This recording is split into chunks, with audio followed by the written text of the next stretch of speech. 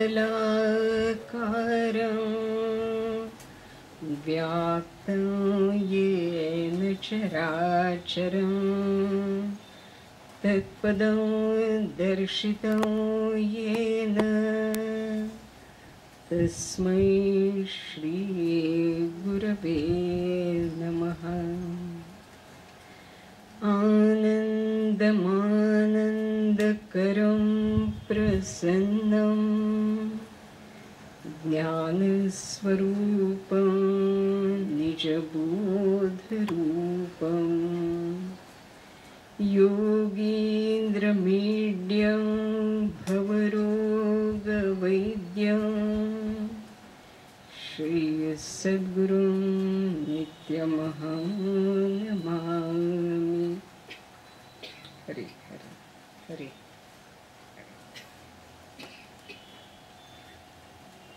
गुरुपौर्णिमेचे वेध आपल्याला सगळ्यांना लागलेले आहेत आणि असं मनात आलं की ज्यातले अनेक श्लोक आपण ज्यांचं आपण गुरुपौर्णिमेला चिंतन करत असतो किंवा एरवी सुद्धा प्रवचनाच्या प्रारंभी जे श्लोक आपण म्हणत असतो त्याचा जो उगम आहे तो आपल्याला माहीत नसतो, मला पण माहीत नव्हता, पण तो जो उगम आहे तो आपल्याला केव्हा तरी माहीत करून घ्यायला पाहिजे। उदाहरणार्थ गुरुर्ब्रह्मा गुरुर्विष्णू गुरुर्देवो महेश्वरः गुरु साक्षात परब्रह्म तस्मै श्री गुरवे नमः। हा श्लोक, हा मंत्र आपण नेहमी म्हणतो, पण हा मंत्र मूळ कशात आहे? किंवा आता प्रवचनाच्या प्रारंभी आपण म्हणतो अखंड मंडलाकारम किंवा आनंदमानंदकरम प्रसन्नम। हे श्लोक, हे मंत्र कुठून आले? त्याचं मूळ काय आहे? किंवा अगदी आपली गुरुपरंपरा सुद्धा आपण रोज जे म्हणतो, ध्यानाच्या पूर्वी जी गुरुपरंपरा आपण म्हणतो, त्या गुरुपरंपरेत ब्रह्मानंदम परमसुखदम केवलम ज्ञानमूर्तिम हा श्लोक कुठून आला? हे काय आपल्याला माहीत नसतं, मलाही माहीत नव्हतं, पण ही जी गुरु गीता नावाचं एक लहानसं पुस्तक आहे, ढवळे प्रकाशनचं पुस्तक आहे, आपण बघा फक्त 15 रुपये किमतीचं पुस्तक आहे। याच्यात ह्या गुरुगीतेमधले हे सर्व श्लोक आहेत किंवा मंत्र आहेत। तर ती 176 श्लोकांचं छोटंसं हा ग्रंथ आहे। असं म्हणतात की स्कंद पुराणामध्ये हा ग्रंथ आलेला आहे। 18 पुराणं ही व्यासांनी लिहिलेली आहेत। महाभारत, 18 पुराणं, भागवत ही सर्व रचना व्यासांची आहे।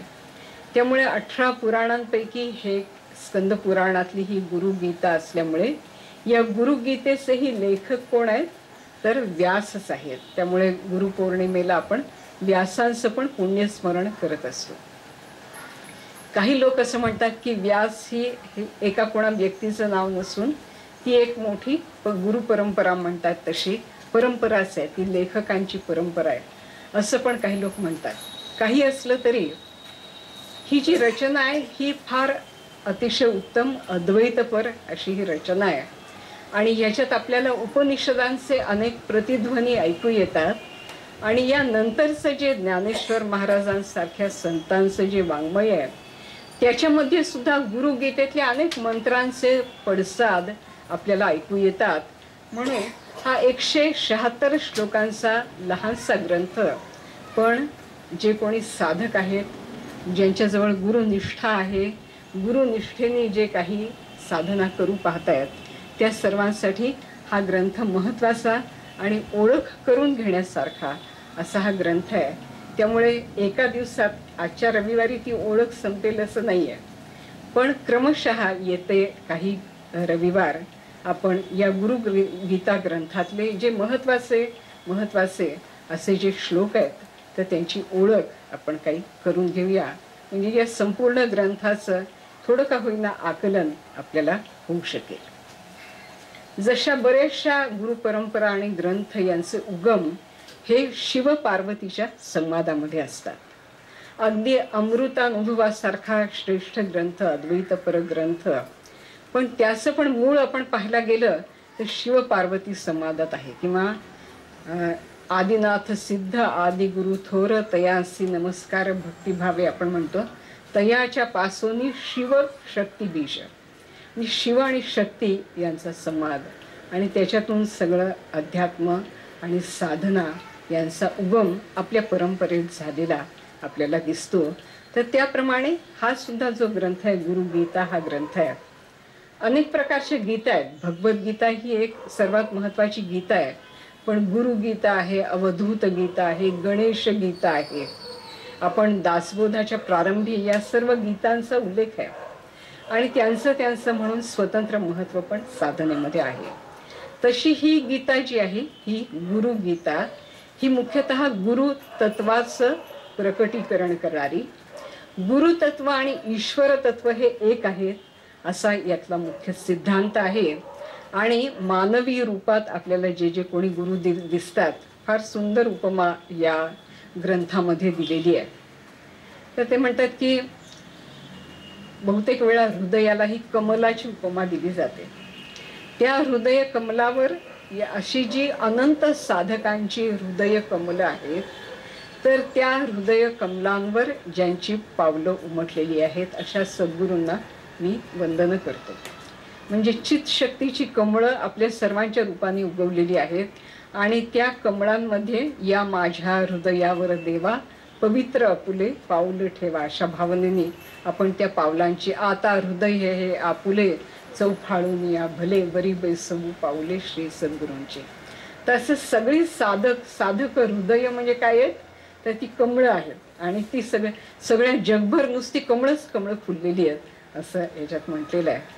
आणि त्या निलय म्हणजे ते जे स्थान आहे प्रत्येक जीवाचं, हे जे हृदय कमल किंवा इथे मस्तकातलं चिदाकाश मस्तकाकाश हे जे हृदय आहे त्याच्यात ती सद्गुरूंची पावलं म्हणजे त्यांचं अस्तित्व. सद्गुरू असती हृदयात सत्शिष्या ते जागवीत, असं प्रत्येक अंतःकरणात असलेल्या सद्गुरूंना मी प्रणाम करतो. तर याच्यात एक सुंदर श्लोक आहे. पण ही जी गुरुगीता आहे याचा प्रारंभ हा शंकर आणि पार्वती यांच्या संवादातून होतो. आणि ही पार्वती ही जी आहे ही काय फापट पसारा वगैरे घालणारी बाई नाही आहे. ती एकदम थेट मुद्द्यालाच हात घालते आणि ती म्हणते की मला तुमच्याकडून काय शिकायचं आहे. तर केन मार्गेण भू स्वामीन देही ब्रह्ममयो भवेत त्वं कृपा कुरु मे स्वामीन नमामि चरणौ तव. ती म्हणते की हे स्वामी, मी तुम्हाला गुरु म्हणून वंदन करते आणि मी केन मार्गेण कोणत्या मार्गाने, हा जो देही आहे, देही म्हणजे देह आहे आणि देही आहे. देहिनोस्मिन यथा देहे, तसं या देहामध्ये राहणारा जो आहे त्याला देहीन किंवा देही असं म्हणतात. तर हा जो जीव आहे, देहीन म्हणजे जीव या देहात राहणारा. केन मार्गेण अयम देही ब्रह्ममयो भवेत, हा जो जीव आहे हा ब्रह्मरूप कशामुळे होईल ते तुम्ही मला सांगा. त्याच्यासाठी त्वं कृपां कुरु मे स्वामी, हे स्वामी तुम्ही माझ्यावर कृपा करा आणि तुमच्या चरणांना मी वंदन करते. आता शिव पार्वती आहेत दोघंही आणि त्यांच्यात पती पत्नीचं नातं आहे. पण इथे या ग्रंथाच्या प्रारंभी आणि सर्वच ग्रंथांच्या अद्वैत ग्रंथांच्या प्रारंभी हे पती पत्नींचं नातं गुरु आणि शिष्या याच्या रूपात बदललेलं आहे आणि ते बदलल्याशिवाय काही पुढचे सगळी परमार्थाची उकल होऊ शकत नाही. आपल्या सरलाताई आणि स्वामीजी यांच्याबाबत सुद्धा आपल्याला सगळ्यांना आपण चरित्रामध्ये ते वाचलेलं आहे की सरलाताईंना प्रथम पतिभाव आहे स्वामीजींच्याबद्दल आणि त्या पाहतात की हे भावसमाधीत गेले, ते भावसमाधीत गेले. पाहता पाहता नागपूरला आम्ही गेलेलो होतो आणि स्वामीजींच्या कन्या प्रतिभाताई, तिथे जनार्दन स्वामीजींची समाधी आहे, तर तिथे बसल्या बसल्या त्या पण ध्यानात गेल्या आणि सरलाताईंना असं वाटायचं की हे इतके सगळ्या लोकांवर कृपा करतात आणि त्यांना हा सुंदर अनुभव देतात. कोणी आनंदात डोलत असतात, कोणी झुलत असतात, कोणी काय करत असतात, हसत असतात ध्यानामध्ये आणि हा सगळ्या आनंदाला मी पारखी का असं त्यांना वाटायचं.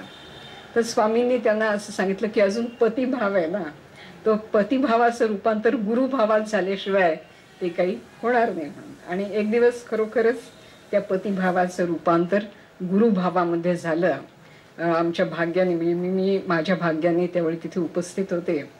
तुलसी पूजनाचा, तुलसी विवाहाचा तो दिवस होता.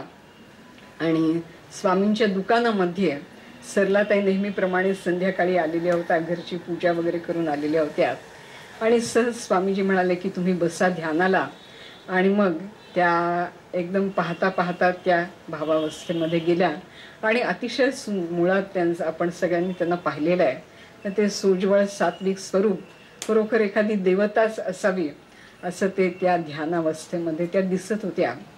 पण केव्हा ही ध्यानावस्था आली तर पतिभावाचं रूपांतर गुरुभावामध्ये झाल्यावर आले.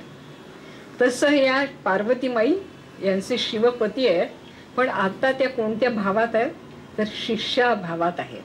म्हणून त्या गुरूंना काय विचारतात, मी चरणांवर प्रणाम करते आणि तुम्ही मला काय सांगा, तर हा जो जीव आहे हा शिवस्वरूप कसा होईल. सर्व साधनांचा हेतू हा जो जीव आहे तो शिवस्वरूप करणं हा सगळ्या साधनांचा हेतू आहे. तर त्याच्यावर मग हे शिव जे आहेत तर ते सगळे आपल्याला त्याचा जो मार्ग आहे ईश्वर म्हणजे शिव, हे आपल्याला सगळा तो पुढचा मार्ग त्यांनी पहिल्यांदा गुरूंच्या विषयी हा सगळा सांगितलेला आहे. की मी आता मगाशी जो आपल्याला सांगितलं तर ते ध्यानाचा या गुरुगीतेचा जो श्लोक आहे तो असा आहे, हंसाभ्याम परिवृत्त पत्र कमलैर दिव्यै जगत्कारणैः विश्वोत्कीर्ण मनेक देह निलयै स्वच्छंद मात्मेच्छया यद्योतं पदशांभवं तु चरणं दीपांकुरग्राहिणं प्रत्यक्षाक्षर विग्रहं गुरुपदं ध्यायेत विभुं शाश्वतम. याच्यात असं म्हटलेलं आहे की गुरु आणि विभू म्हणजे सर्वत्र व्यापून असलेला परमात्मा हे एकच आहेत. आणि ते कसं आहे की दीपांकुरग्राहिणं, तुमच्या आमच्यामध्ये जे शिवतत्व असतं इथे त्याला नेहमी दीपकणीची उपमा दिलेली असते, किंवा उपनिषदांनी अंगुष्ठ मात्र ज्योती इथे भ्रूमध्याच्या ठिकाणी प्रकट होते असं सांगितलेलं आहे. तर ती दीपज्योती होऊन प्रत्येकाच्या अंतःकरणात जे गुरुतत्व प्रकाश देत असतं ते पद शांभव आहे, म्हणजे नित्य निरंतर अशा प्रकारचं शिवपद, शांभव शिवपद असं ते आहे. आणि स्वच्छंद त्याचा विहार सर्वांच्या हृदयामध्ये, विश्वोत्कीर्ण म्हणजे विश्वामध्ये हे जे अनेक देह अनेक जीव निर्माण झाले, निलय म्हणजे स्थान, तर त्यांच्या हृदयामध्ये हे सगळे देह कसे आहेत तर परिवृत्त पत्र कमलैही, उमललेल्या फुलासारखे उमललेल्या कमळासारखे ते जीव आहेत. आणि त्यामध्ये वास करणारा हा जो शिव आहे, हा जो परमात्मा आहे म्हणजेच सद्गुरू आहे, तर त्याला मी वर्णन ध्यायेत, त्याचं ध्यान करावं. तर असा हा या गुरुगीतेचा ध्यानाचा श्लोक आहे. त्याच्यानंतर मी आपल्याला आता सांगितलं की पार्वतीने प्रश्न विचारलाय की हा जो देही आहे हा ब्रह्ममय कसा होईल. तर त्याला भगवान शिव असं उत्तर देत आहेत की गुरु सेवेमुळेच हे होईल. तुला गुरु सेवा केल्यामुळेच हा जो जीव आहे त्याचं रूपांतर शिवामध्ये होईल. तर आता गुरु सेवा म्हणजे काय करायचं असं पार्वतीच्या मनामध्ये स्वाभाविकच प्रश्न निर्माण होतो. तर त्याचं उत्तर असं दिलेलं आहे, पुष्कळ श्लोक आहेत त्याचे, पण सारांशाने गुरोः पादोदकं पीत्वा गुरोरुच्छिष्ट भोजनम, या श्लोकाबद्दल बरेच गैरसमज आहेत आणि स्वामीजी पण नेहमी ते दूर करण्यासाठी सांगत असत, म्हणून मी मुद्दाम हा श्लोक या गुरुगीतेतला आता घेतला. गुरोः पादोदकं पीत्वा गुरोरुच्छिष्ट भोजनम गुरुमूर्तेः सदा ध्यानम गुरुमंत्रम सदा जपेत. असं केल्यामुळे हा जो जीव आहे हा शिव होत असतो. आता यातल्या ज्या पहिल्या दोन ओळी आहेत तर त्याच्याबद्दल खरोखरच याचा शब्दशः अर्थ घेऊन कित्येक लोक म्हणजे गुरूंच्या पायावरून असं धार सोडतात पाण्याची आणि ते पाणी प्राशन करतात. आपल्या स्वामीजींकडे एक बाई येत असत आणि मला अगदी त्या आल्या की धस्स असं व्हायचं.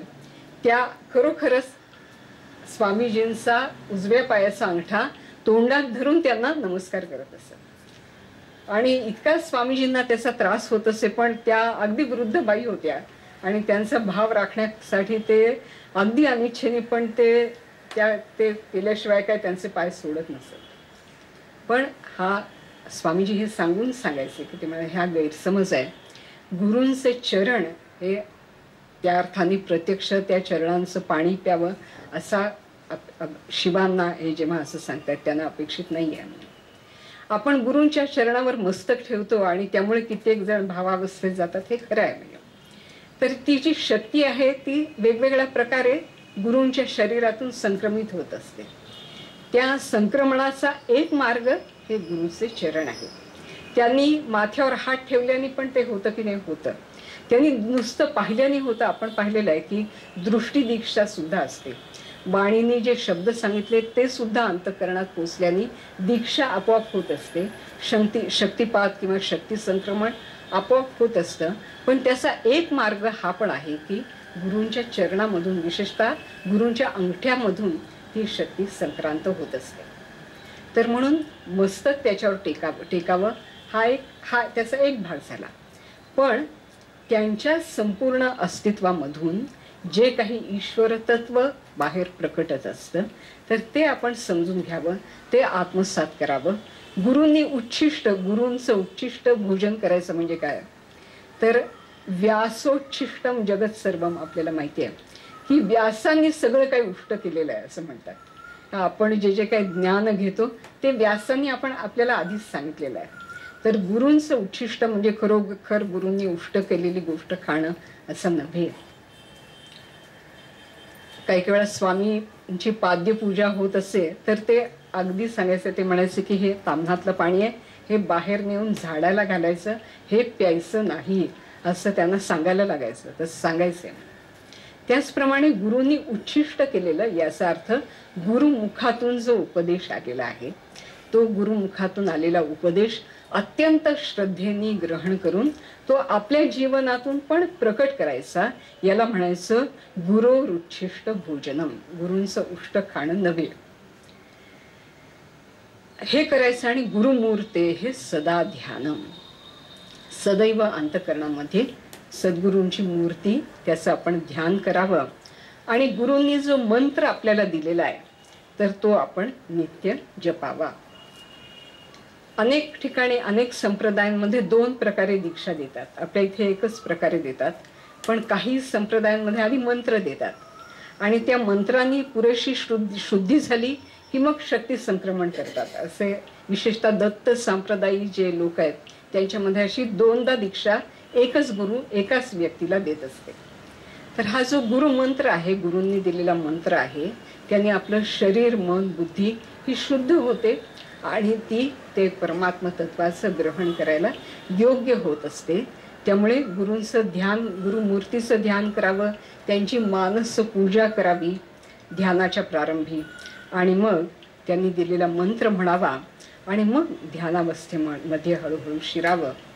आता सोहम हा पण पुष्कळ आपण याबद्दल वेळोवेळी चर्चा केलेली की सोहम हा बोध आहे, सोहम हा मंत्र आहे.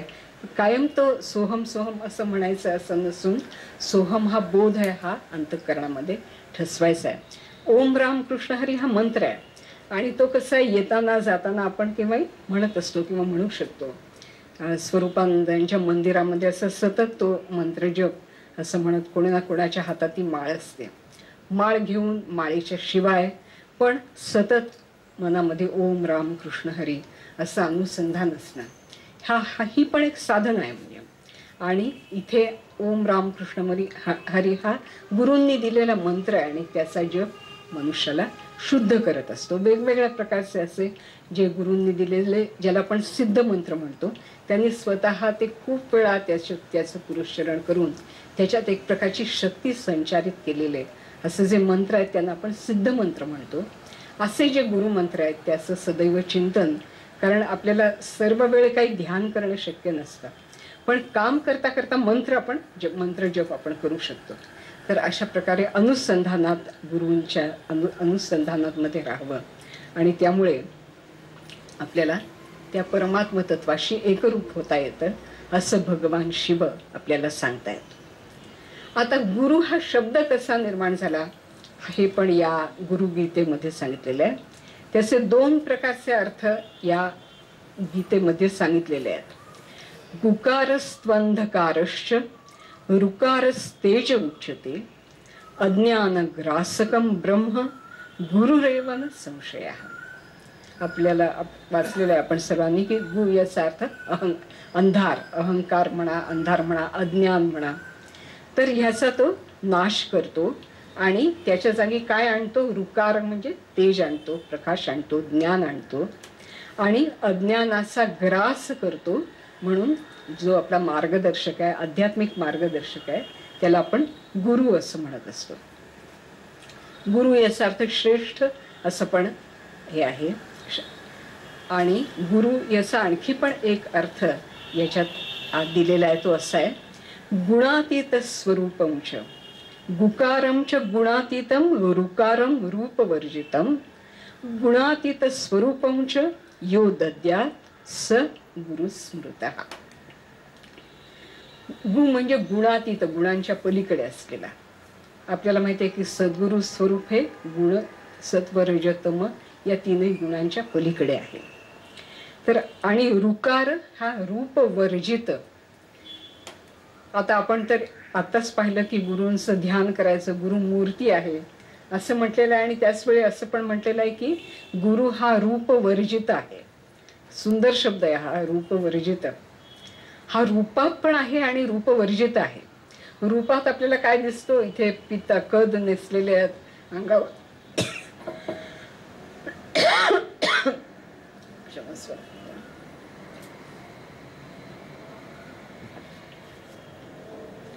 आता हे जे रूप आपल्याला इथे दिसतंय स्वामी माधवनाथांचं रूप आहे, स्वामी स्वरूपानंदांचं एक विशिष्ट रूप आहे. पण हे रूप वर्जित आहेत हे आपल्याला ध्यानात ठेवायला गुरुगीतेने सांगितलेलं आहे. हा देह जेव्हा गेला, स्वामीजींचा देह पडला, मग आपण स्वामीजी गेले असं म्हणत नाही. म्हणजे ते जे गुरु तत्व होतं ते गेलं असं काही म्हणत नाही. स्वामी स्वरूपानंदांनी देह ठेवला असा आपण शब्द वापरतो. स्वामी स्वरूपानंद गेले असा त्याचा अर्थ होत नाही, कारण आजही अनेक लोकांना ते ध्यानामध्ये, दृष्टांतांमध्ये मार्गदर्शन करत असतात. इंग्रजीत याला कॉन्शियसनेस म्हणतात, याला आपल्या इथे चिद घन असा शब्द आहे. ती जी शक्ती आहे, ईश्वर शक्ती, तर ती एखाद्या गुरु रूपामध्ये आपल्याला भेटते.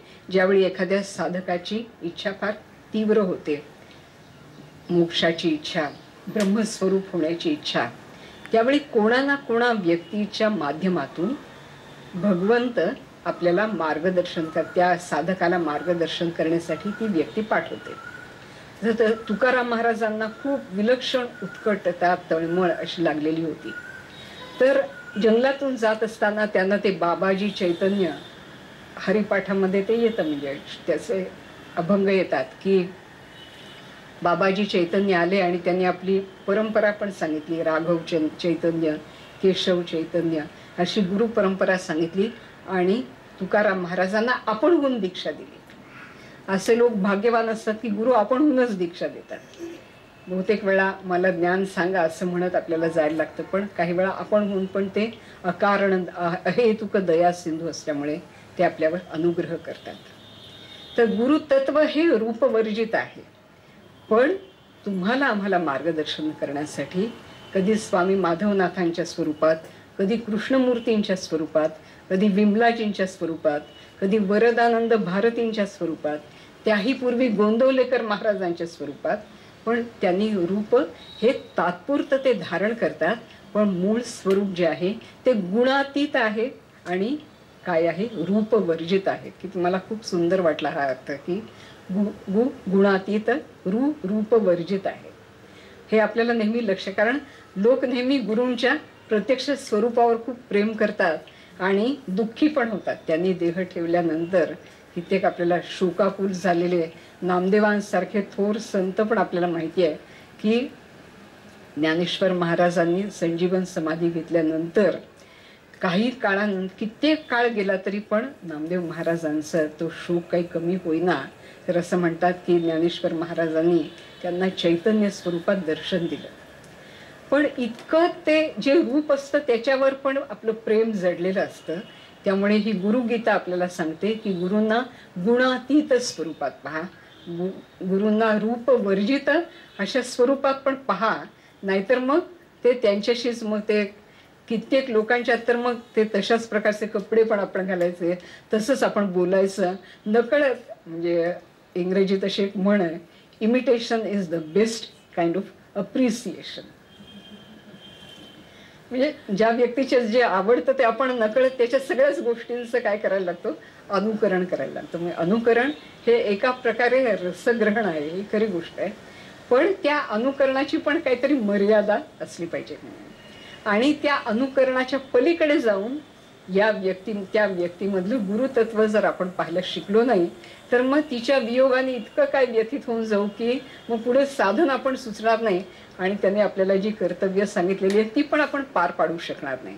तर त्यामुळे अशा प्रकारचं गुणातीत स्वरूप आणि रूपवर्जित स्वरूप गुरूंचं हे आपण समजून घ्यायला पाहिजे, असं हे गुरुगीता आपल्याला सांगते. यात तो प्रसिद्ध श्लोक की लहानपणापासून आपण शिकत असतो, गुरुर ब्रह्मा गुरुर विष्णू गुरुर्देवो महेश्वरः गुरुरेव पर किंवा गुरु साक्षात परब्रह्म तस्मै श्री गुरवे नमः. हा जो श्लोक आहे हा गुरुगीतेमधला 32वा श्लोक आहे. हा श्लोक आपल्याला सगळ्यांना पाठ असतो, पण गुरु ब्रह्मा काय आहेत, गुरु विष्णू का आहेत आणि गुरु महेश का आहेत याचा आपण विचार पण केलेला नसतो आणि ते समजून घेण्याचा प्रयत्न केलेला नसतो. गुरु ब्रह्मा आहेत याचा अर्थ काय, दोन प्रकारे त्याचे अर्थ आहेत. एक म्हणजे गुरुतत्व आणि ईश्वर तत्व किंवा या सृष्टीच्या मागे जे एक मूलतत्व आहे ते एकच आहे असं जर म्हटलं तर ते सर्जक शक्ती निर्माण शक्ती होऊन या सगळ्या जगाची निर्मिती करतं, हा एक अर्थ आहे. पण गुरु स्वरूपात ते काय निर्माण करतं, ब्रह्मा हा निर्मिती करणारा आहे, सृजन करणारा जो आहे त्याला आपण ब्रह्मा म्हणतो. तर गुरु शिष्याच्या चित्तामध्ये कशाला तरी जन्म देतात. कशाला देतात तर मुमुक्षेला जन्म देतात की मी म्हणजे हे शरीर नाही आहे, हा जसं पार्वती म्हणते की हा जो देही आहे हा ब्रह्म कसा होईल. तर या देहीची म्हणजे जीवाची शिवस्वरूप होण्याची जी इच्छा आहे ती पण गुरुच शिष्याच्या चित्तात जन्माला घालतो, म्हणून तो कोण आहे, ब्रह्मा आहे. एक विश्वाला जन्म घालतो म्हणून पण ईश्वर स्वरूपाने त्या सत्ता स्वरूपात तो त्याचं निर्मिती करणारा म्हणून ब्रह्मा आहे आणि जीवाच्या चित्तामध्ये मोक्षाची इच्छा जन्माला घालतो म्हणून पण तो ब्रह्मा आहे. विष्णू आहे कोणत्या अर्थाने, विष्णू ही जी शक्ती आहे विश्वातली तर ती काय करत असते की सर्व क्रिया या सुरळीत जगातल्या चालतील, म्हणजे तो मेंटेनन्स स्पेशलिस्ट आहे. सगळ्या गोष्टी व्यवस्थित मार्गाने चालतील याचं देखरेख करण्याचं काम विष्णूच असतं. आता जी मुमुक्षा गुरूंनी चित्तामध्ये शिष्याच्या जन्माला घातली ती मुमुक्षा प्रत्यक्ष साक्षात अनुभूतीमध्ये परिणत होईपर्यंत जो कोण काळजी योगक्षेमम वहाम्यहम म्हणतो ना आपण, तर त्याचं नीट संगोपन जो करत असतो ही जी संगोपक शक्ती आहे ही विष्णू आहे.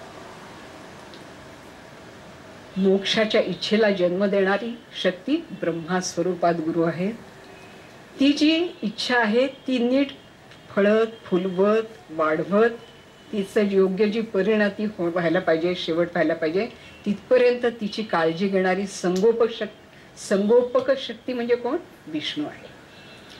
आता तिसरा महेश आहे.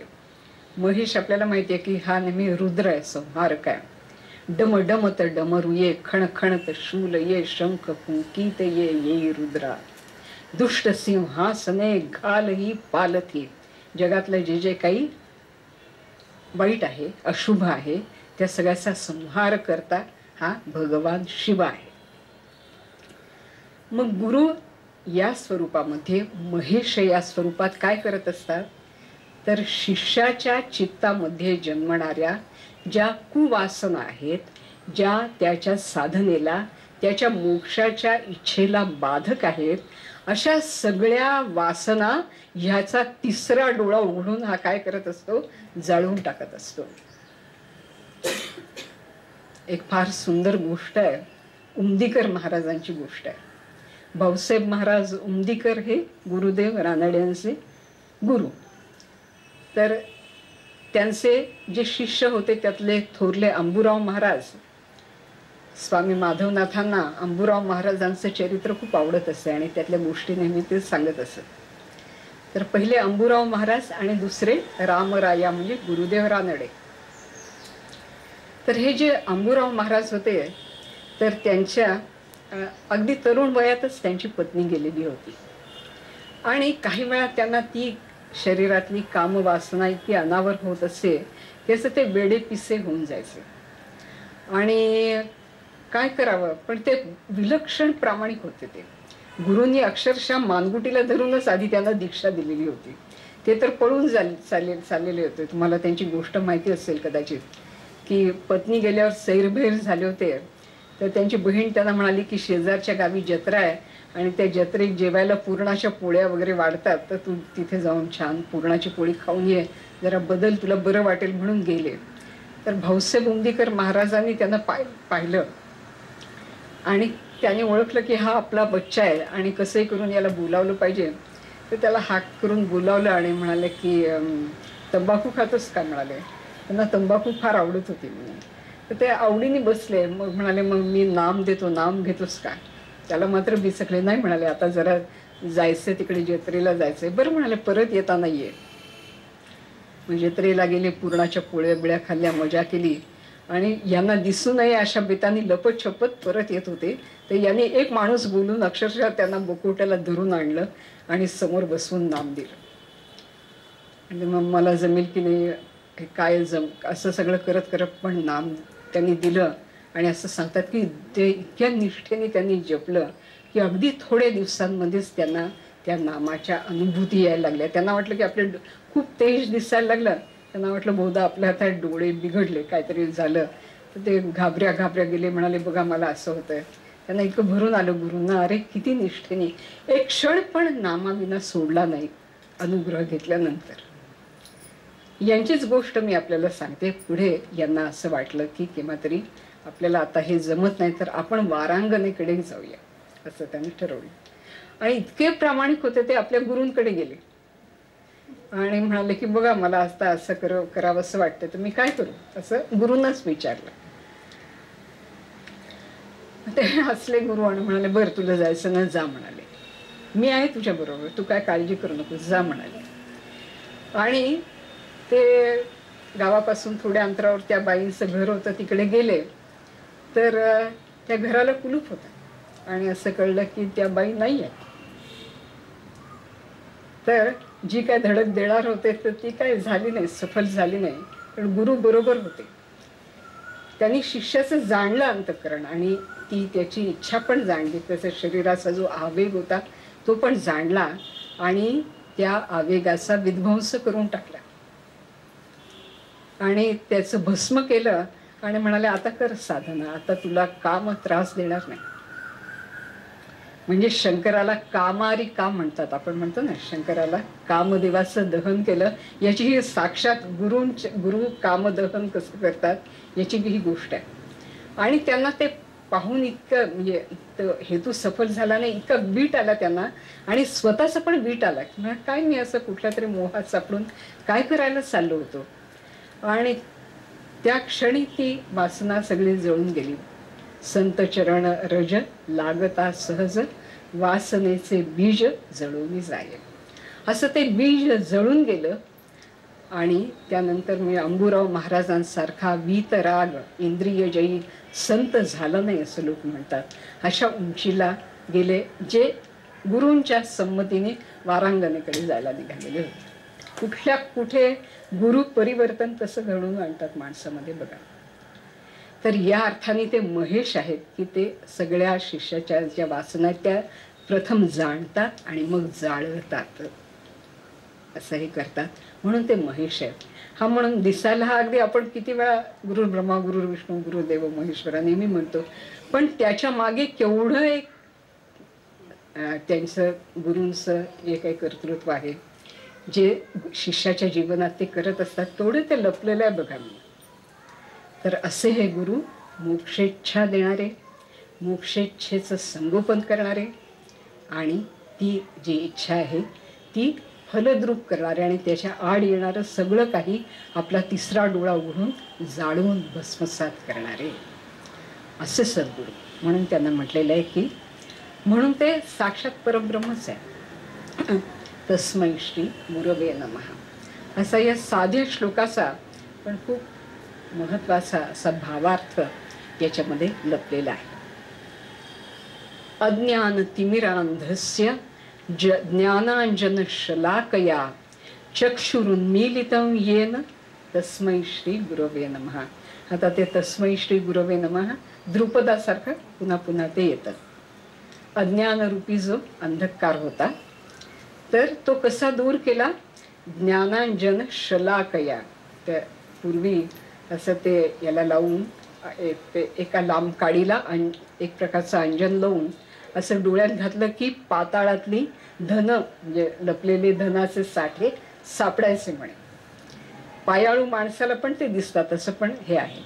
पण ते विशिष्ट अंजन घातलं की ती धन ते सगळे साठे संपत्तीचे उघडे व्हायचे. तसं गुरूंच्या बाबत काय झालं की गुरुजींनी ज्ञानाची शलाका आपल्या डोळ्याच्या इथे ती ओढली घातलं डोळ्यामध्ये. त्याबरोबर आपले डोळे ज्ञानदृष्टी आपली उघडली आणि ते सगळी संपत्ती कसली होती? मोक्षरूपी संपदा ही आपल्याला आपल्या या उघड्या डोळ्यांनी ती दिसायला लागली सगळी. मी मगाशी म्हटलं आपल्याला की ज्ञानेश्वर महाराजांच्या अभंगांमध्ये सुद्धा या गुरुगीतेतल्या काही श्लोकांचं प्रतिबिंब पडसाद आपल्याला दिसतात. तर ते ज्ञानेश्वर महाराजांचा एक अभंग आहे. गुरु हा घाली ज्ञानांजन, गुरु हा दाखवी निजधन, गुरु हा सौभाग्य देऊनी, साधू बोध नांदवी. गुरु हा सुखाचा सागर अशी त्याची या अभंगाची सुरुवात आहे. पण त्याच्यातली ही एक ओबी अशी आहे, गुरु हा घाली ज्ञानांजन. तोच नेमका शब्द मुळात यातूनच तो आला, ज्ञानांजन शलाकया. गुरु हा दाखवी निजधन, निजधन म्हणजे मोक्ष, तो आपल्याला दाखवतो. गुरु हा सौभाग्य देऊन आपल्याला परमभाग्याचं धनी करतो आणि साधू बोध म्हणजे महावाक्यांचा जो बोध आहे, अरे तूच तो आहेस, तत्वमसी सोहम हा बोध तो आपल्या अंतःकरणामध्ये ठसवतो. असे एकेकापेक्षा एक सुंदर असे श्लोक या गुरुगीतेमध्ये आलेले आहेत. त्यातले काही आपण आज पाहिलेले आहेत. पुढच्या रविवारी आणखी येत्या 1-2-3 रविवारांमध्ये आणखी पण काही, उदाहरणार्थ ब्रह्मानंदम परमसुखदम आपण याच्यात आलेलं आहे. तर असे काही श्लोक आपण यथावकाश पाहूया आणि त्यानिमित्त आपलं काही रविवार गुरुस्मरण आपोआपच होत राहील. गुरुपौर्णिमेसाठी आपल्या मनाची भूमी सिद्ध होत राहील. हरिओम तत्सत.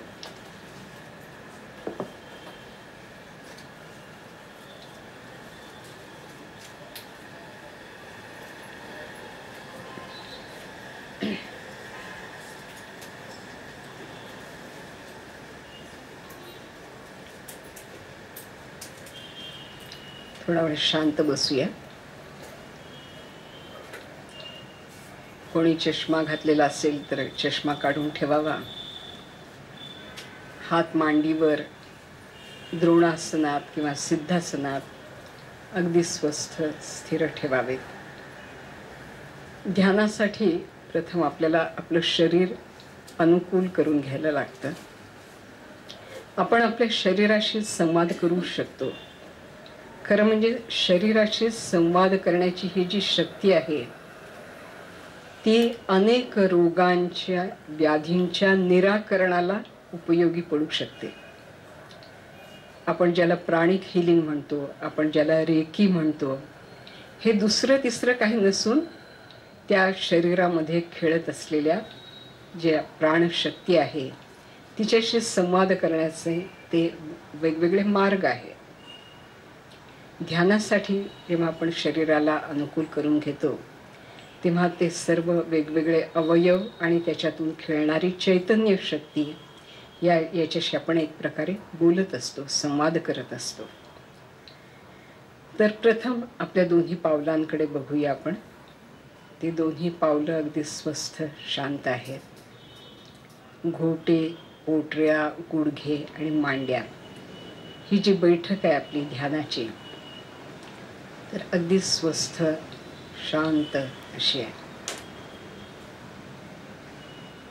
नाभी आणि नाभीच्या खालचे अवयव, वरचे अवयव, पचन संस्था आणि बाकी विविध संस्थांमधले अवयव यांना पण अगदी स्वस्थ शांत राहण्याची सूचना द्यायची आहे.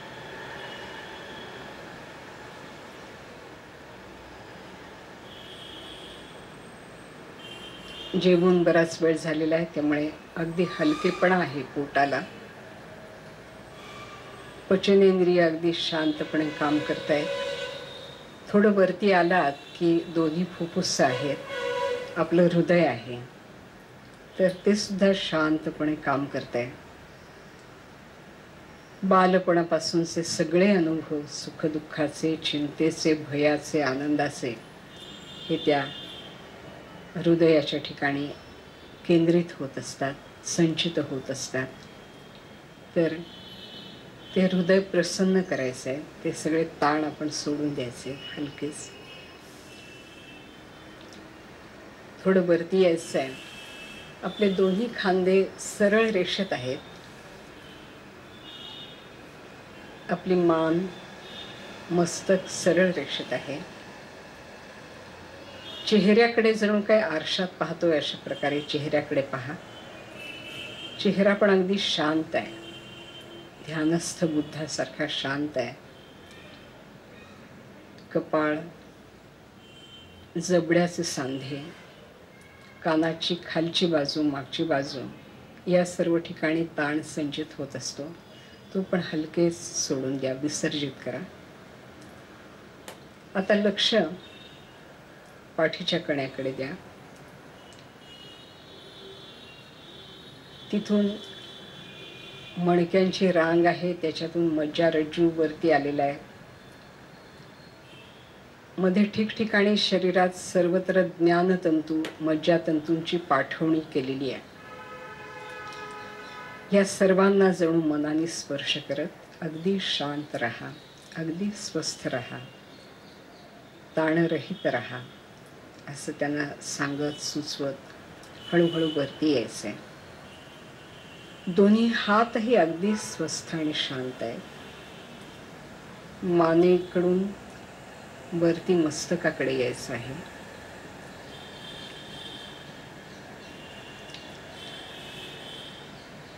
जे दीर्घकाळ ध्यान करतात, नामस्मरण करतात, त्यांच्या मस्तकामध्ये शांत बसलं की काही वेळा नाम चालू होत असतं.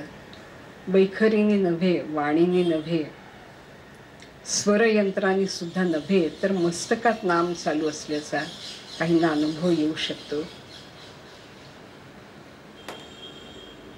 मस्तकात सोहम चालू असल्याचा अनुभव येऊ शकतो. धरिता सो सांडिता हम ऐसे चाले सोहम सोहम. सहा म्हणजे परमात्मा, अहम म्हणजे मी, तोच आहे मी, तो परमात्माच मी आहे. मी त्या अथांग चैतन्याचा सागर आहे. मी तरंग स्वरूप आहे, मी ज्योती स्वरूप आहे. असं आपण स्वतःकडे पाहायला लागावं आणि ते सगळे तरंग पण अगदी शांत होऊ द्यावेत आणि मग निस्तरंग समुद्राच्या पृष्ठभागाप्रमाणे माझा कॉन्शियसनेस, माझं चित्त हे तसं झालेलं आहे असं आपण प्रथम कल्पना करावी. कल्पना करता करता हळूहळू होत असतं. आता आपल्या शरीरातली अधिकाधिक ऊर्जा ही आपल्या मस्तकाकाशात, चिदाकाशात या ठिकाणी केंद्रित झालेली आहे आणि आपण नुसते शांत साक्षी भावाने त्याच्याकडे पाहतो. एक तरंग विचाराचा आला, त्याच्याकडे नुसतं पाहिलं, निघून गेला. एक विचार गेला आणि दुसरा विचार अजून यायचा आहे. यातला मधला जो काळ असतो त्याला संधी काल असं म्हणतात. तर या कालाचं दर्शन म्हणजे या काळातला निवांतपणा, निस्तरंगपणा आपण हळूहळू अनुभवायला शिकतो आणि ध्यानात तो हळूहळू वाढत जातो. मग महामुनी पतंजलींनी वर्णन केल्याप्रमाणे निर्विचार वैशारद्य म्हणजे अशा निर्विचार स्थितीत राहण्याची हळूहळू सवयनी कुशलता आपल्याला यायला लागते, अप्रयास यायला लागते आणि ध्यान, खऱ्या अर्थाने ध्यानाचा कालावधी पण हळूहळू वाढायला लागतो. हे सगळं होण्यासाठी आपल्या गुरुपरंपरेचं स्मरण करूया.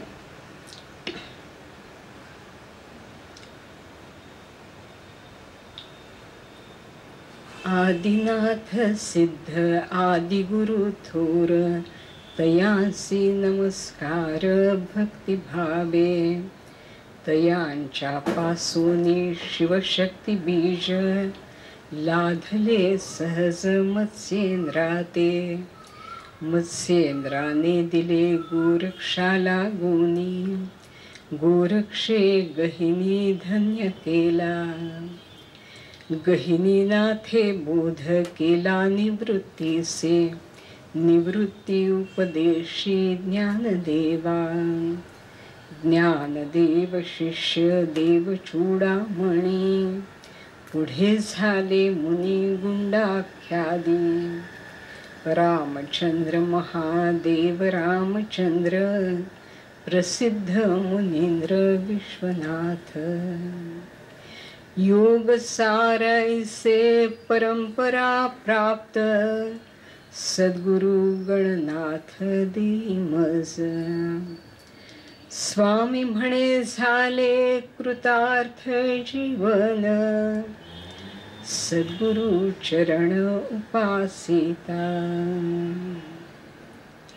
ओम नाभी पासोनी ब्रह्मरंध्रात, सोहम ध्वनी असे खेळत. तेथे साक्षेपे देव निचित्त, रहावे निवांत घडी घडी.